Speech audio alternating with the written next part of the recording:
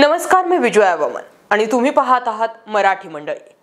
शरद पवार यांनी पक्षात परतणाऱ्या नेत्यांना नकार दिलेला नाही, मात्र ज्यांना पक्ष कमकुवत करायचा आहे त्यांना परत सामावून घेणार नाही। पण जे नेते संघटना मजबूत करण्यात मदत करतील आणि पक्षाच्या प्रतिमेला तडा जाऊ देणार नाही अशा नेत्यांना नक्कीच परत घेतलं जाईल, असं पवार म्हणाले।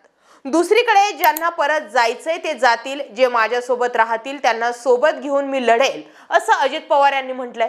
म्हणजे कुठेतरी अजित पवार यांना पवारांच्या हालचालींमुळे आणि लोकसभेच्या निकालामुळे भविष्य दिसू लागलंय असं म्हणायला हरकत नाही। 5 घटना बघणार आहोत ज्यामुळे विधानसभेला अजितदादांचं भारी नुकसान होणार आहे याचे संकेत मिळतात। 5वी घटना तर अजितदादांचा पक्ष संपुष्टात आणू शकते। सुरुवात करूया। 1. राष्ट्रवादी अजित पवार गट व भाजपात मतभेद। धाराशिवची जागा इच्छा नसताना लढायला लावली आणि नगर आणि माढ्यात इच्छा असूनही तिकीट मिळालं नाही असं जाहीर वक्तव्य अजित पवारांनी केलं आणि दादांच्या मनात लोकसभेची किती खुमखुमी आहे ती सार्वजनिक झाली। आपल्याला माहिती आहेच की अजित पवार गटाचा फक्त एकच उमेदवार निवडून येऊ शकला, बाकी सर्व उमेदवार पराभूत झाले। स्वतः सुनेत्रा पवार यांचा देखील पराभव झाला। दादांनी जाहीर खदखद व्यक्त केल्यानं त्यावर गिरीश महाजन आणि प्रवीण दरेकर यांनी दादांना खडे बोल सुनावलेत। एवढीच खुमखुमी असेल तर दिल्लीला जाऊन आमच्या ज्येष्ठ नेत्यांशी बोला, इथे काय नाराजी व्यक्त करतायत असं प्रवीण दरेकर यांनी म्हटलंय। तर दुसरीकडे महाजन यांनी देखील दादांचे कान टोचलेत, त्यामुळे दादा नाराज आहेत हे स्पष्ट होतं। दुसरी घटना म्हणजे विधानसभेच्या जागा वाटपाबाबत नाराज। लोकसभेला मनासारख्या जागा मिळाल्या नाहीत, पण आता विधानसभेला 80 ते 90 जागा मिळाल्या पाहिजेत असा अजितदादा गटाचा मानस आहे। मात्र लोकसभेच्या अजित पवार गटाचा परफॉर्मन्स कमजोर असल्यानं आणि भाजपात शिंदे अजित पवार विरोधी लहर असल्यानं भाजपातील इच्छुकांना निष्ठावंतांना डावलणं भाजपला आता जड जाऊ शकतं। कारण भाजपमधीलच नाराज नेत्यांवरती शरद पवार नेम लावून आहेत आणि त्यामुळेच दादा नाराज झाले तर चालतील, पण भाजपातील नेते आता नाराज व्हायला नको या फॉर्म्युल्यावर भाजप काम करेल किंबहुना करत आहे। त्यामुळेच विधान परिषदेला माधव पॅटर्न, माळी, धनगर, वंजारी हा फॉर्म्युला वापरला गेला आणि त्यामुळे विधानसभेला जागा वाटप करताना दादांची नाराजी होणार हे पक्का।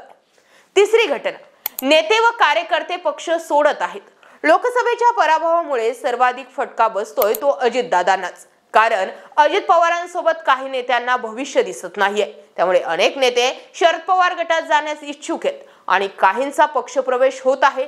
दिग्गज नेते जरी यात कमी असले तरी संघटना मजबूत करणारे पदाधिकारी आणि कार्यकर्ते मोठ्या प्रमाणावर दादांना सोडतात। नवाब मलिक यांना सुद्धा भाजपचा विरोध आहे, त्यामुळे नवाब मलिक अपक्ष किंवा शरद पवार गटाकडून संधी शोधू शकतात अशी परिस्थिती आहे। अनेक मतदारसंघात तर दुसरीकडे दादांच्या उमेदवारांमुळे भाजपातील नाराज नेते सुद्धा शरद पवार गटात जातात।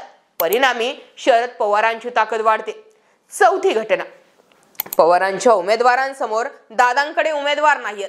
सहानुभूतीची लाट शरद पवारांच्या बाजूने, ठाकरेंच्या बाजूने आहे, तर दुसरीकडे अजित पवार, शिंदे व भाजप विरोधात द्वेष जो आहे तो लोकांच्या मनात आहे। त्याचाच फायदा घेऊन शरद पवार दादांच्या उमेदवारांच्या विरोधात असा उमेदवार देतात की अजित पवारांना किंवा भाजपला शरद पवारांच्या पैलवानांविरुद्ध पर्यायच मिळत नाहीये। जसं की निलेश लंके यांच्या पारनेरमध्ये राणीताई लंके, अकोल्यामध्ये सुद्धा अशीच काहीशी परिस्थिती आहे आणि बारामतीत तर अजित पवारांना अडकून ठेवण्यासाठी शरद पवार हे स्वतःच व्यूहरचना आखत आहेत। युगेंद्र पवार आणि अजित पवार यांच्यात आता नवा राजकीय सामना रंगण्याची शक्यता आहे असे अनेक मतदारसंघ आहेत।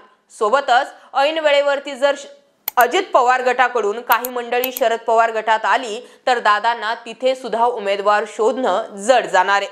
आणि 5वा मुद्दा, कोर्टाचा निकाल पवारांच्या बाजूने लागला तर। सर्वात महत्त्वाचा मुद्दा म्हणजे राष्ट्रवादी पक्ष आणि पक्षचिन्ह कुणाचं याबाबत कोर्टात वाद सुरू आहे, लढाई सुरू आहे। याचा निकाल विधानसभा निवडणुकी आधी आला तर याचा सर्वाधिक फटका अजित पवार आणि भाजपाला बसणार। कारण अजित पवारांच्या बाजूने निकाल आला तर दादांनी शरद पवारांचा पक्ष पळवला आणि भाजपानं न्याय व्यवस्था आपल्या ताब्यात घेतली असा प्रचार करणं पवार गटाला सोपं जाईल। त्यांची सहानुभूती व फायदा शरद पवार गटाला होईल।